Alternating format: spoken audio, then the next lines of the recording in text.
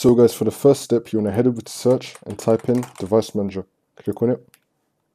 Now once you're on this, you're going to have something called ports. I don't have it on this computer, but you're going to have something called ports. You want to expand it, and then you want to right click on the port that comes up, right click on it, click on update driver, and then click on search responsive for drivers. Make sure they have the latest drivers installed. Now for the second step, you want to head over to the link which I'll leave down below in the description. Now once you're on this, you want to scroll down until we find the .exe file download. You want to double click on it. Now we're going to install it.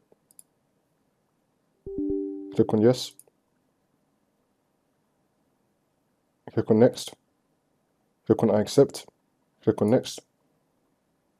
And then click on finish, which will then install it.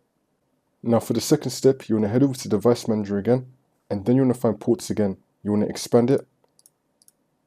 Then you want to right click on your port, click on update driver, and then click on browse my computer for drivers, and click on every pick from a list.